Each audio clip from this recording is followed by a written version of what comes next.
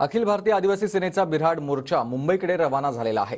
बिऱ्हाड मोर्चा मुंबईत मुख्यमंत्र्यांच्या निवासस्थानी धडकणार आहे। वर्षा निवासस्थानाबाहेर आदिवासी सेना निदर्शनं करणार आहे।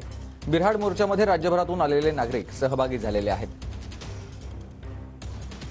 रेल्वे स्थानकाला डॉक्टर बाबासाहेब आंबेडकर यांचं नाव देण्यात यावं। आता येणाऱ्या ज्या लोकसभा निवडणुका आहेत या निवडणुका बॅलेट पेपरवर घेण्यात यावा यासह विविध मागण्यांसाठी आज इगतपुरी येथील अखिल भारतीय आदिवासी सेनेचा बिऱ्हाड मोर्चा जो आहे तो आता मुंबईच्या दिशेने रवाना झालेला आहे। हा बिऱ्हाड मोर्चा आज मुख्यमंत्री एकनाथ शिंदे यांच्या ठाण्यातील निवासस्थानी धडकणार आहेत। सर नेमकं काय सांगाल, आपल्या काय प्रमुख मागण्या आहेत?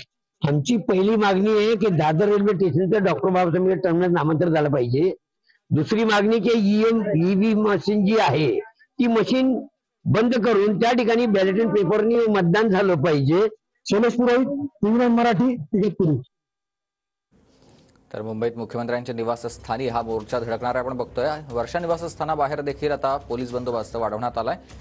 वेगवेगळ्या मागण्यांसाठी हा मोर्चा आहे।